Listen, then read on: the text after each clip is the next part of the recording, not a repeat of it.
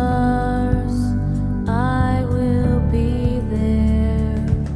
I'm Monica Charette, and this is Holding the Light. As long as you love, I will whisper in your ear. Little whispers you will hear.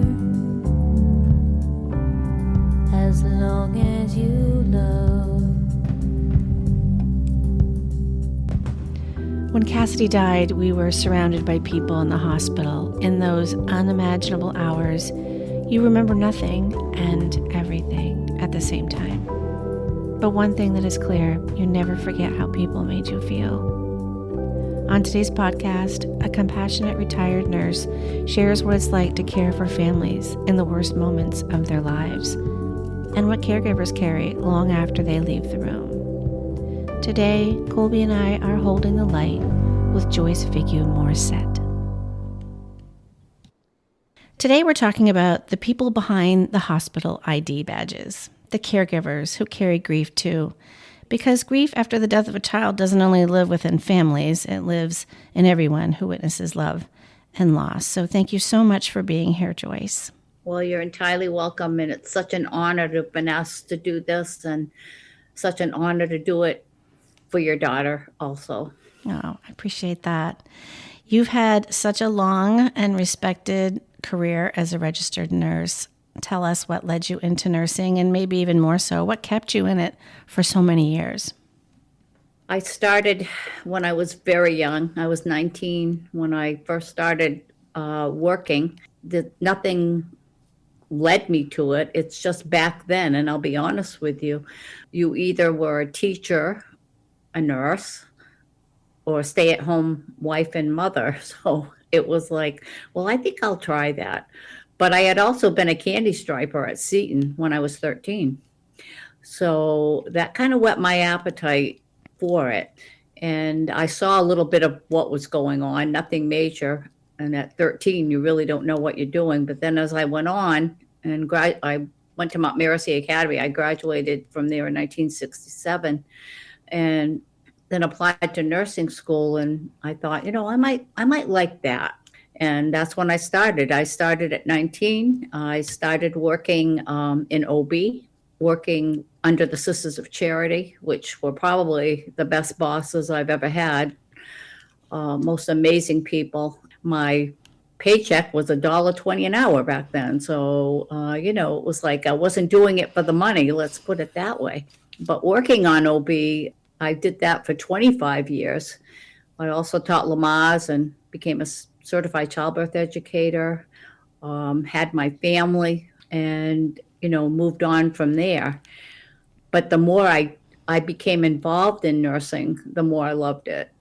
And it was not just a job. It was a profession, and it was a labor of love for me. I really loved taking care of people and taking care of patients. I was lucky enough to take care of babies at birth and patients that were passing into another life. So I experienced both of these things. So it was very, very humbling, to say the least. I also was able to see all the changes in nursing. So I was able to see the evolution of how nursing really, really evolved from the time I started to the time when I retired. So I was able to work for 52 years, really, really loved what I did, and I miss it terribly. It's been a very big adjustment, but I have so many memories that I carry with me, and that's why when I listened to Holly's podcast about Heather, so much came flooding through. Let me tell the listeners about that, because they're probably not familiar with that. So Joyce, you left us a very moving and a very personal voicemail on our Holding the Light listener line, which really gave me pause to think about the many other people who grieve the loss of your child. And I want to play some of that message for our listeners now.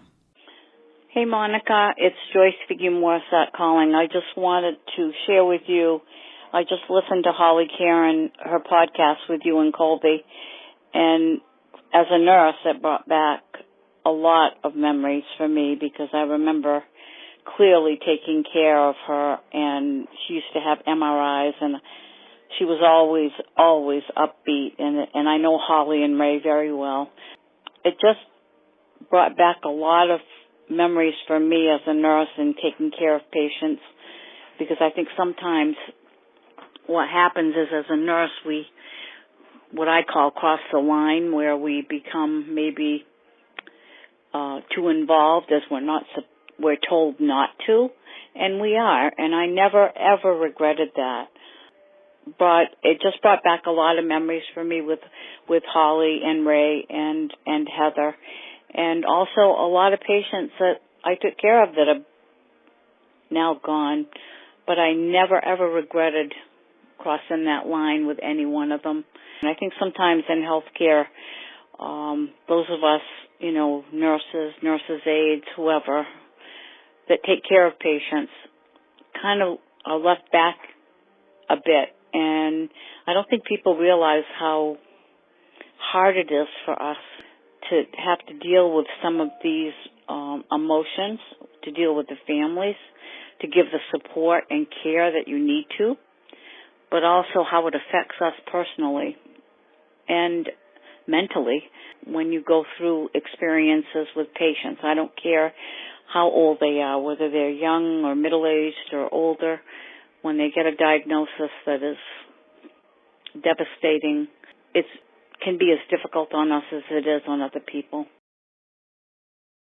So first of all, I want to thank you for listening to our podcast and reaching out when you felt called to do so. When you listened to the episode with Holly Caron, what did that stir inside of you? What prompted you to call our listener line and leave the message? I think it's because I remembered Heather so clearly after that podcast, and I can still see her coming down the hallway of radiology, having, usually it was for an MRI, because she had most of her care at Dana-Farber, so we did not see her as often as I've seen some other patients, but she was always so upbeat. She was so positive. You could tell that, she was fighting this and that she was working so hard to get better. And, I'd always give her a hug when I saw her. I always used to marvel at how courageous she was and how positive she was at that young age. I mean, to be diagnosed with something like that at her age is something you just don't even want to think about when you have children. That's what I found the hardest when in my nursing career, as my children got older, when you witness and see all this with others, you kind of see your children, and that was a hard thing for me. I had to really step away from that thought, that no, this isn't one of yours, but it could be. But that's why I always, wanted her to know that we were there for her and we would do anything to help her and her family. Well, your message really stirred something in me too. And I'm really grateful that you connected with us and prompted me to explore this very unique and sometimes I think overlooked and maybe misunderstood part of child loss. But in your message, you mentioned crossing the line with patients, meaning becoming emotionally involved in their care. I'm wondering if you could share a little bit about that. Early on in nursing, you were encouraged not to do something like that. In other words, you would take care of a patient. You wouldn't become, quote, involved with the emotional part of that. They don't teach Compassion 101 in nursing school. I always put myself in my patient's place. Always. Crossing the line for me, that was something that, I did because I always felt like I wanted to offer just a little bit more as far as support. And sometimes it was costly. It was costly emotionally and sometimes costly physically. I have to tell you that in all the years I did what I did, I never regretted anything, not one single moment with anyone. I learned so much from the people I took care of. so many life lessons. I have patients that I carry in my heart, because they're patients that were more than just patients. One of those was my sweet boy. I call him my sweet boy, Evan. I took care of Evan quite a few times, and he would travel to our hospital in Augusta from Portland with his parents, because he loved the care he got with us, and he loved the people that took care of him. And that was such a tribute to all the people that I worked with, ultrasound technologists, other nurses, I mean, everyone, that he would choose that with his parents to get his procedures done, because it made him happy. Evan was an old soul. He was 21 when he passed away. It'll be 9 years in June. And for all the things that we did with him procedural wise, there was never a time ever that he ever complained about what was going on with him, about his illness. He always walked into our department before his procedure, and he always walked out. He refused wheelchairs. He wouldn't do that. And I learned so much from him. I learned what courage was. I learned what faith was. I learned how much love he had for his family, and how appreciative he was for just the little things you do. And the best thing about him was he was a hugger. He loved hugs. I'm a hugger also. I'm not ashamed of it. So I always ask people, though, is it okay if I hug you? You have to ask, now. Whenever he would have anything done, he would leave, and he said, I need a hug. I can't go without a hug. So I'd give him a hug, and he would walk out of the department. The last time I took care of him, I knew when I saw him that it would be the last time. I knew that he had failed, and it was just so hard on that particular day to let him go through those doors. I hugged him, and he said, make this one last. I watched him walk out with his parents, and he passed away about 3 weeks later, I think. Well, you're clearly a very compassionate nurse. You're a very compassionate person. So let's start with that. I'm just wondering, is there a code of conduct, a formal, whether it's informal or formal, that is taught to nurses or other providers around the death of a child? What are the spoken or unspoken rules around becoming emotionally involved when you're caring for a patient? I think everyone that works in healthcare has a different perspective on this. There's no rule of thumb that says, you should do this, that, or the other. I have worked with a lot of people in my life. Some people choose to step away from the situation. In other words, they don't get involved. They give the care that they give, and they give it well, but they don't have any other interaction. So they choose to step away. Some people don't want to feel pain, other people's pain. Some people don't want to feel sorrow, and they don't want to feel loss. I totally respect that, especially people who work like in the ER, people that come in and they have codes, and, they have to go through all this, and they have to deal with the families. And then people who work in nurses and healthcare workers who work in oncology. Mm-hmm. I mean, that to me is something I just couldn't do day in and day out. But the patients that we used to see were patients that were outpatients usually. We did a lot of inpatient care, but also outpatient, a lot of outpatient procedures. We became very close to these patients because we would do certain procedures and do them frequently. And you can see as the illness goes on that things are not pretty much going that well, because we don't see them every single day like their family would. You have to kind of choose how you decide you want to interact with people. And it doesn't mean it's right or wrong. Everyone's different. I always felt like, gosh, I felt like I had to do that little extra, maybe because that's the way I was brought up. So it was just who I was. It doesn't make me any better or special than anybody else.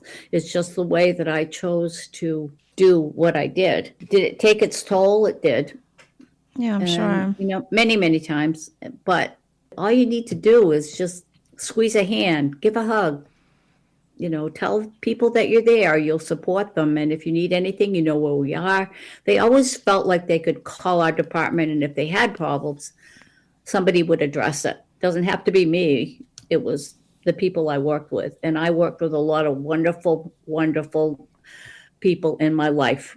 Yeah, we said nurses aren't the only people who connect with their patients, of course. That's correct. There's a whole team of people involved in patient care: doctors, physical therapists, nutritionists, pastoral care, food service and housekeeping that come into their rooms day in and day out to visit them every day.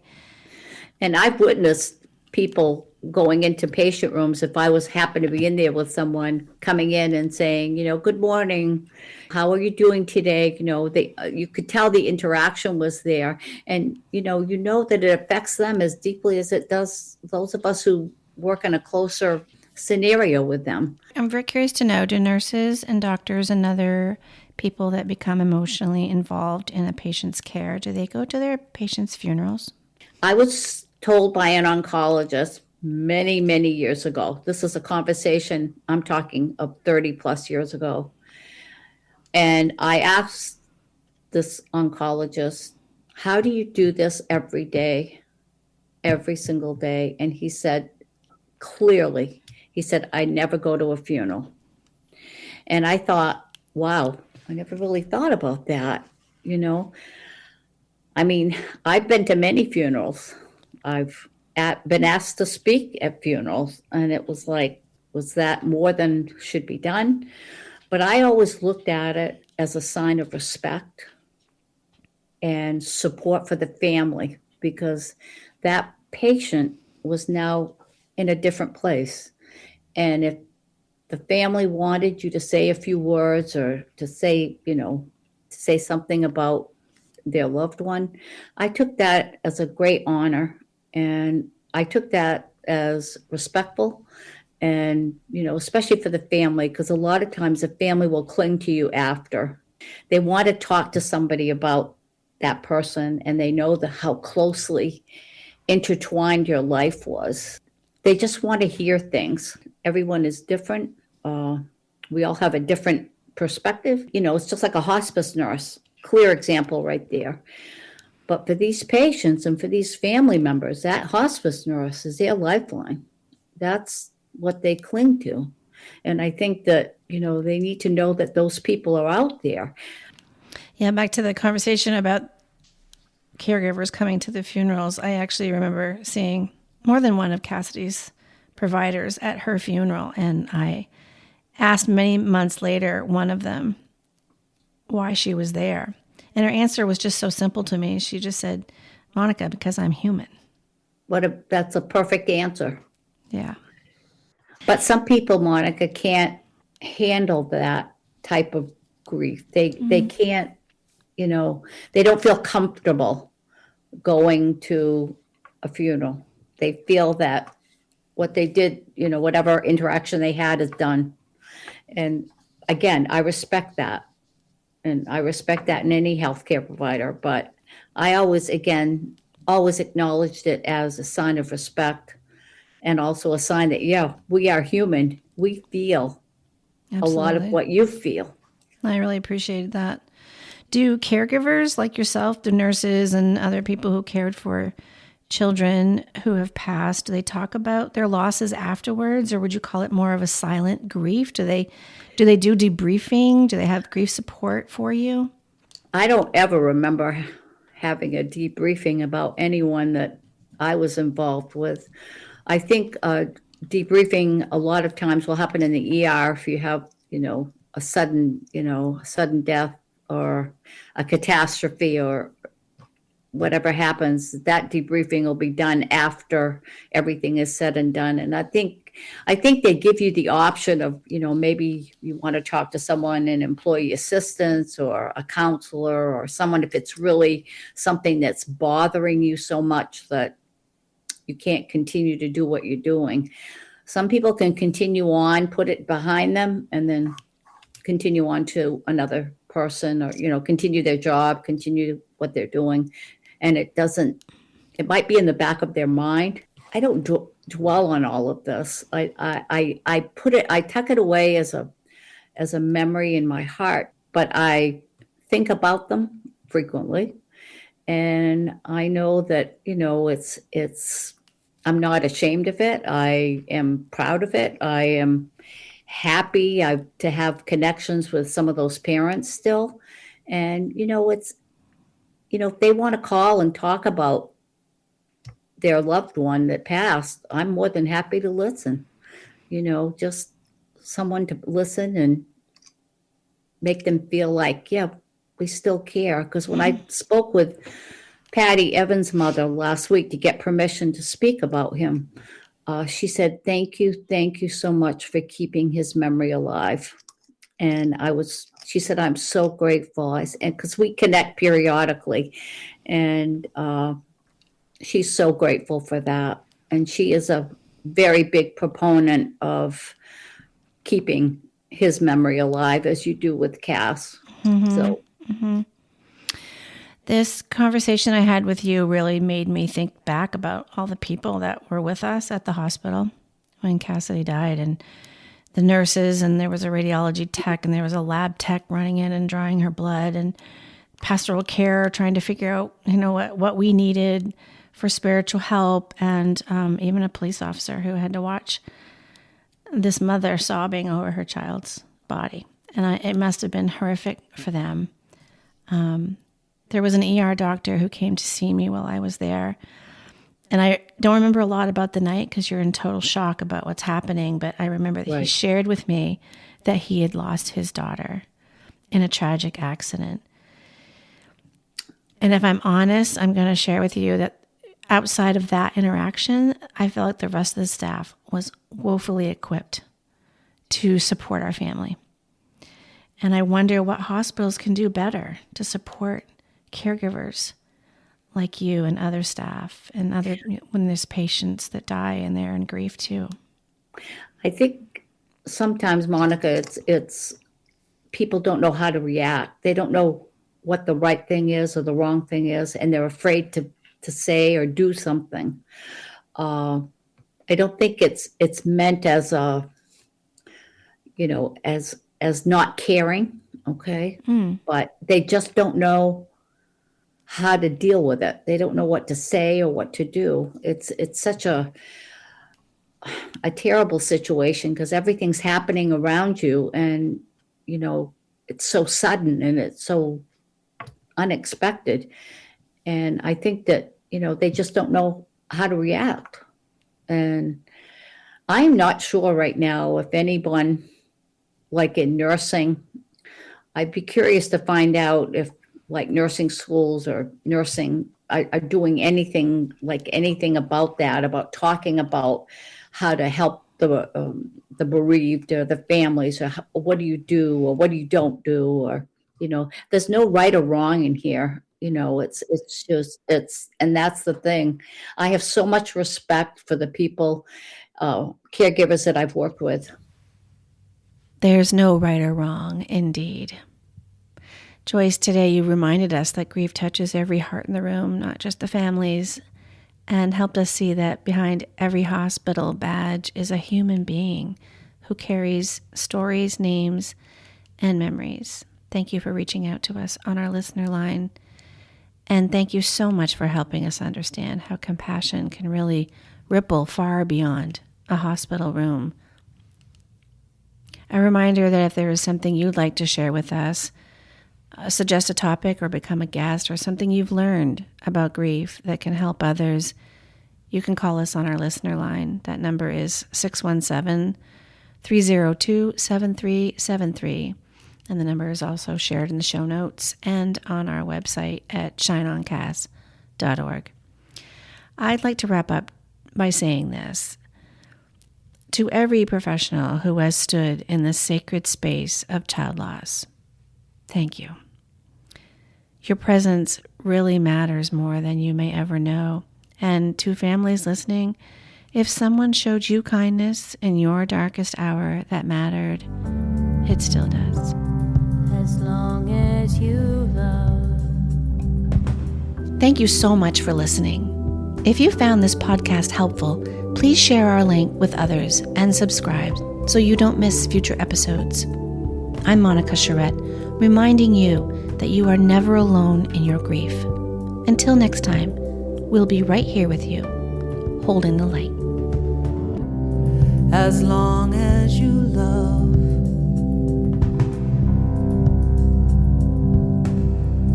As long as you love.